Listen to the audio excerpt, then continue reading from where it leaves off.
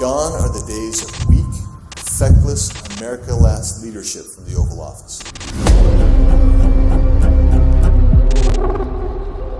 The American people are sick and tired of the radical left forcing its woke policies into every facet of our lives. We need to completely dismantle the Minneapolis Police Department. We're coming for them. We're coming for your children. President Donald J. Trump is working tirelessly to implement the America First policies that you demanded. And I'll be by his side all the way. Biggs, where's Andy? Boy, oh boy, there's a guy. It's tough. America's golden age has arrived. It's time to make America great again.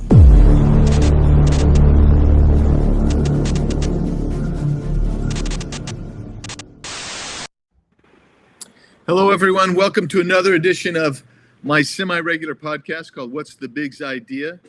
I'm so honored to have with me today Brian Blase, Dr. Brian Blase, president of Paragon Health Institute. Brian was a special assistant to the president for economic policy at the White House, National Economic Council from 2017 to 2019. This guy knows, he knows healthcare in and out. And Brian, I'm so grateful to you for taking time out with us today. Thank you so much. Privileged to be with you, Congressman.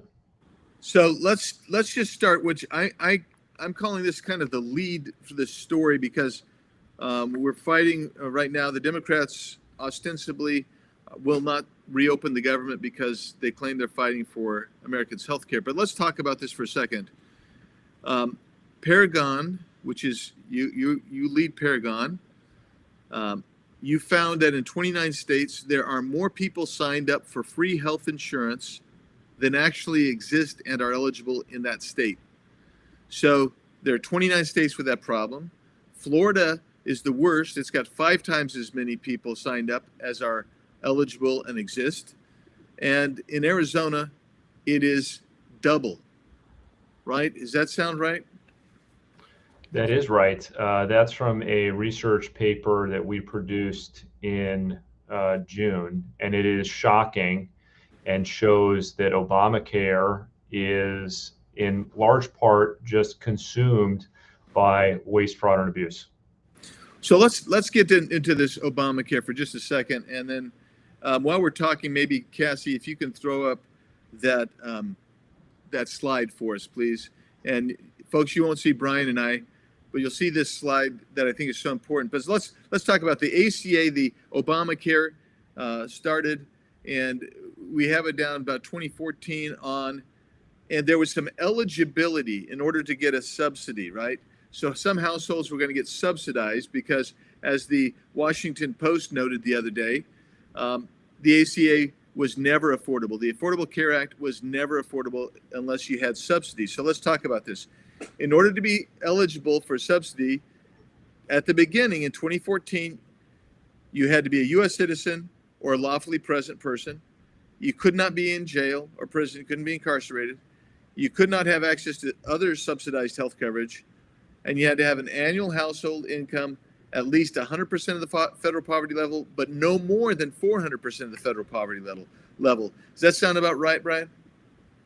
Yep. So Obamacare regulations, it took effect in 2014. It dramatically increased the price of health insurance, and then it had to put in place these subsidies in order to offset the cost of its insurance mandates and pricing rules.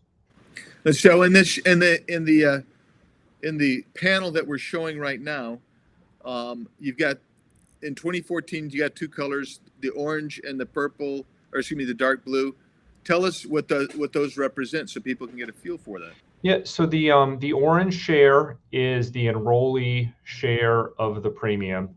The navy is the taxpayer share of the premium. So the first thing to notice is from 2013 to 2014, the total premium increased 47%. So you have a huge increase in the premiums right away.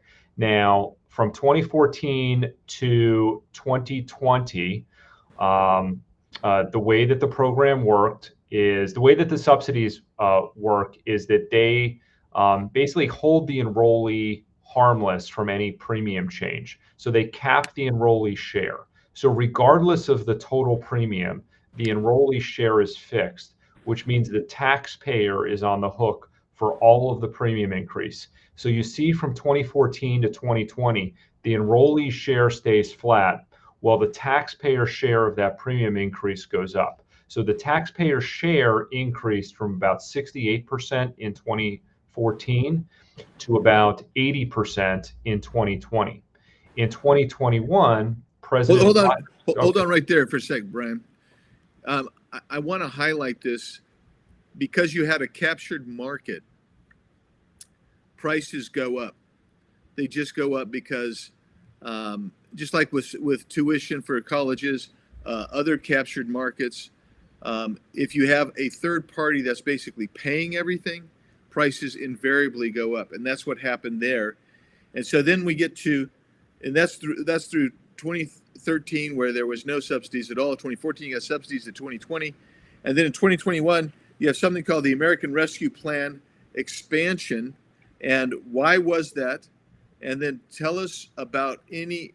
Then just tell us about that for a second. 2021. Sure. So 2021, President Biden gets elected. And if you remember, they passed, and I know you remember this, they passed a huge stimulus bill, the American Rescue Plan Act. That's right. It was massively inflationary, and it injected all of this short-run money into the economy.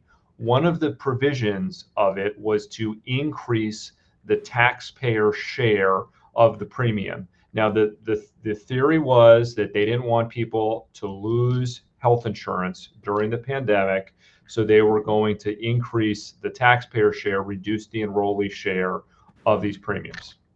Yeah, so let's put that slide back up so we can see the distinction between 2020 and you get to 2021, and you can see that now you've got a light blue color in there.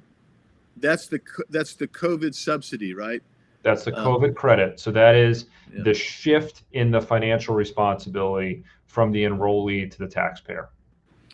So you can see how much more, and the price keeps going up, and how much more the taxpayer is eating, and how much less the recipient of the subsidy is getting, having the less skin in the game. And so there's one other thing there that I think has to be brought out that happened in the American Rescue Plan, and that was this. Brian, can you tell me, was there any limit on the income for a recipient to receive these subsidies? No. So the graph that we're looking at is for the typical Obamacare enrollee, which is about 2 times the federal poverty line. But what Biden signed, both increased the subsidy for everyone who received one, and it lifted the cap at 4 times the poverty line. What that did was make these subsidies available to some households that had income of well in excess of $200,000. There are actually several examples of households making more than $500,000 that now qualify for these subsidies to purchase Obamacare plans. Yeah, and I've told people that in some cases as high as $600,000. Is that That's right. Is that fair to say? That's accurate. Yes. So that's astounding to me. Now let's go, and if you look at 2022, that's when the extension came in, because 2021, the rescue plan, I think, was just kind of a 1 year off. But then you had IRA, Inflation Reduction Act, and that takes you all the way through where we are today in 2025.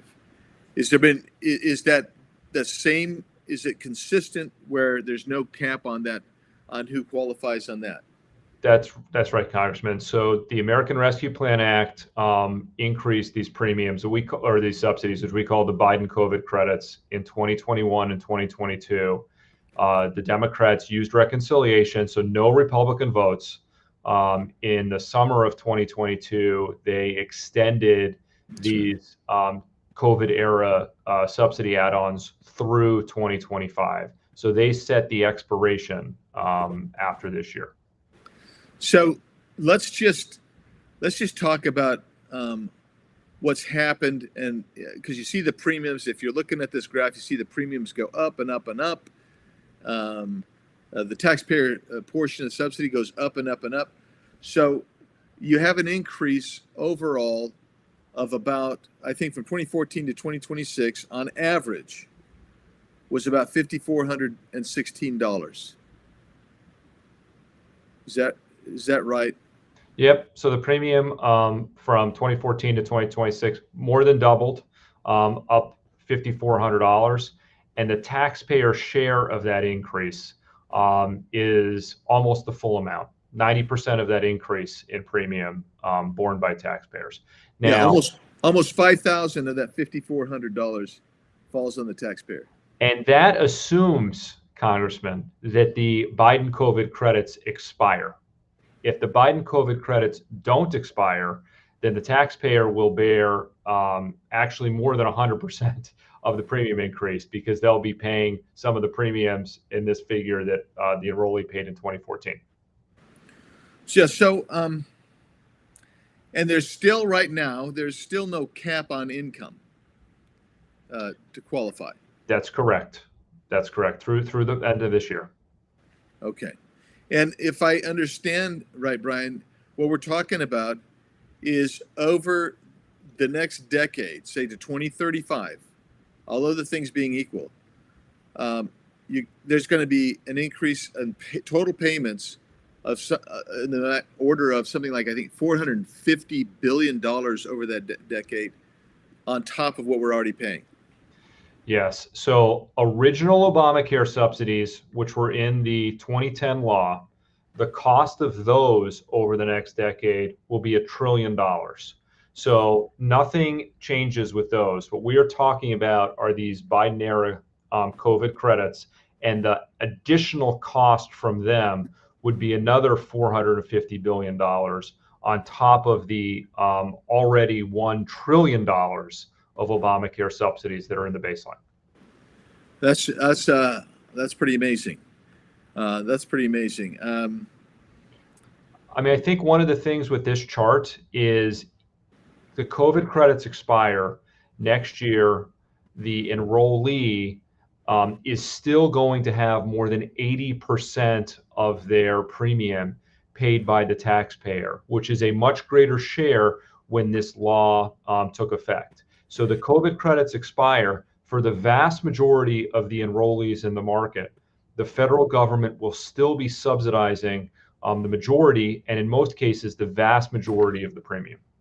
So let's talk about that. I know you have a slide on that, and I don't know if you can find it, Cassie, real quick, but the slide I would like to have up is where, Brian, you guys have kind of calculated if you're at 100% of the poverty level, which, because that's still the floor, right? I think that's still the floor. There's just no cap. So how much would that person be contributing to the premium? This is not that slide, Cassie. No, it's not. That's not the slide. So we'll hold off, Cassie. But I can walk through it. So yeah, it's actually it's a table that shows the enrollee contributions at 100%, 150%, 200%, and 250% of the poverty line. Right. And for somebody at 100, here it is. So for this is to purchase the lowest cost silver plan in the exchange. So for the lowest income enrollee in Obamacare, they would only have to pay $3 a week, basically the price of a cup of coffee, to have health insurance. For somebody at 150% of the poverty line, it's $14 a week to have health insurance. And for them, the taxpayer would be financing 92% of the cost. And you can see for somebody at 200% of the poverty line, $32 a week, and for somebody at 250% of the poverty line, $52 a week. Now, 3/4 of Obamacare enrollees have income in this range. More than 40% of enrollees are between 100 and 150% of the poverty line. So they aren't going to be paying more than, on average, about $10 a week on average for an Obamacare plan, again, assuming the COVID credits expire. About 30% of enrollees are between 150 and 250% of the poverty line. So the main point here, Congressman, is that the underlying Obamacare subsidies are still very generous for the vast majority of the enrollees in the market.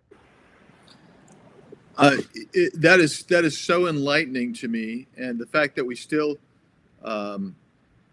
right now where we sit, and I don't even know if this expires. Does a cap go back in place at 400%, Brian, or does it still remain uncapped because of the way the law was structured under the IRA? If the COVID credits expire as scheduled, then the cap at 4 times the poverty line would come back into place. Okay, so that's interesting.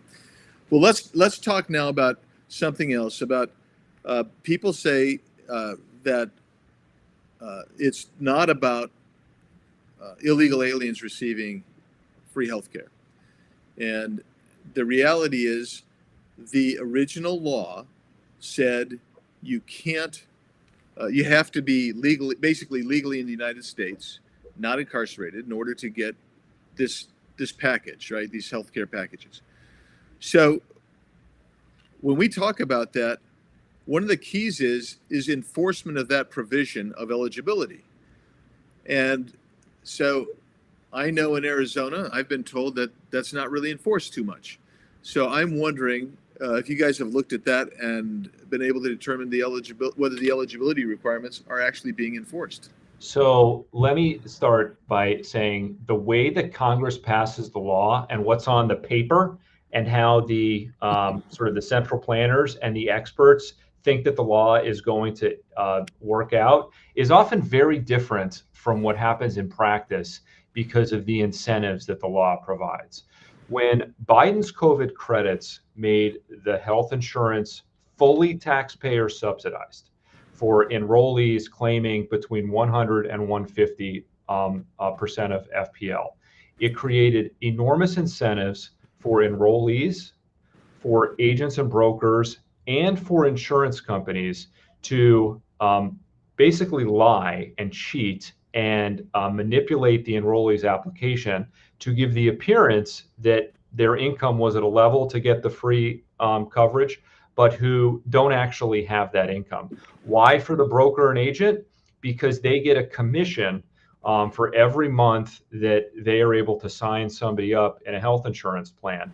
And if you can sign somebody up that doesn't have to pay anything, because a lot of these people, they think that this coverage is junk and they won't buy it if they have to pay even $1 for it. So the only way you get them to enroll is to fill out their application so that they qualify for a fully subsidized plan.